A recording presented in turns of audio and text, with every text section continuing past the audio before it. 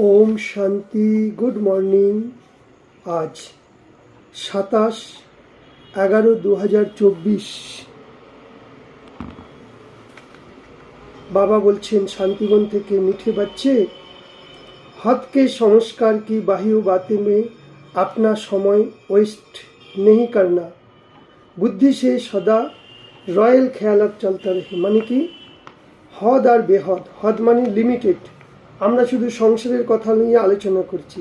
এখন আমাদের বেহদের সংসার, সারা বিশ্বের মানুষের কি করে ভালো হয়, কি করে কল্যাণ হয়, এই সব কথা চিন্তন করো, শ্রেষ্ঠ চিন্তন করো।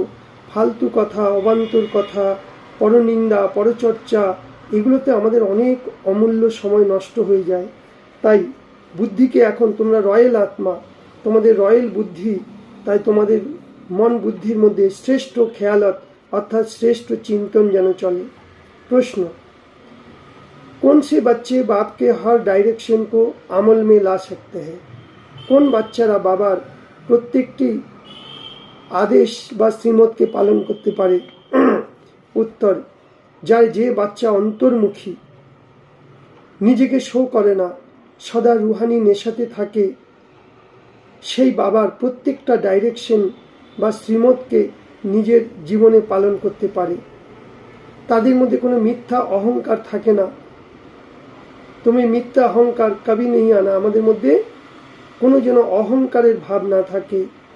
अंदर की बड़ी सफाई हो, मन बुद्धि ভিতরে মন বুদ্ধি পরিষ্কার हो, सच्चा मन, सच्चा बुद्धि, आत्मा बहुत अच्छी हो, एक बाप से सच्चा लाभ हो, एक বাবার সাথেই ভালোবাসা, সর্বসম্বন্ধ বাবার সাথে।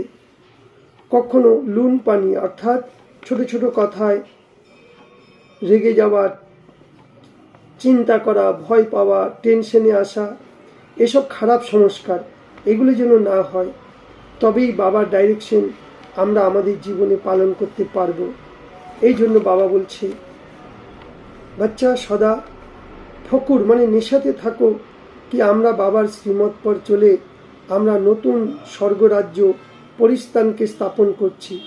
তাই আমরা এই দুনিয়ার, বাইরের দুনিয়ার কিচড়পট্টি মানে ফালতু কথা, এগুলো ছেড়ে দিয়ে সদা আনন্দ উল্লাসের মধ্যে থাকো।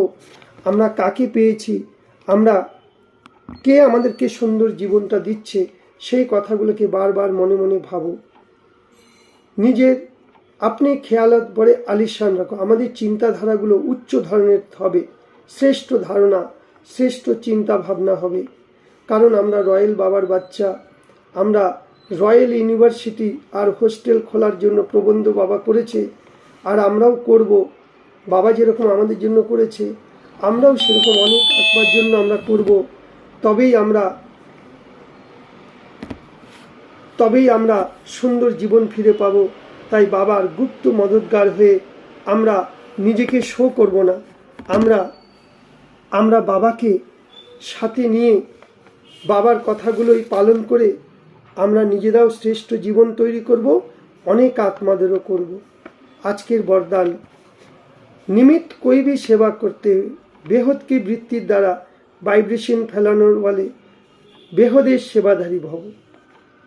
এখন বেহদের পরিবর্তন কি সেবা তীব্র গতিতে নাও, হদ নয়, বেহদ অসীম। তাই আমরা এখন এই সময় যদি না করি তাহলে আর কোনো সময় পাবো না। এই জন্য মন বুদ্ধিকে ব্যস্ত রাখো, আপনার অমূল্য সময়গুলোকে নষ্ট করো না। আমাদের এক একটা সময়ের অনেক মূল্য আছে। তাই বাবা বলছে যে নিমিত্ত যে কোনো সেবা করো, কিন্তু বেহদের সহযোগী হয়ে করো। সে বৃত্তি দিয়ে বেহদের বৃত্তি হোক, শুধু হদ কি নয়, আমি আমার নয়। বেহদের ভাবনা থাকলে তাহলে আমাদের ভাইব্রেশন সারা বিশ্বের মধ্যে ছড়িয়ে যাবে।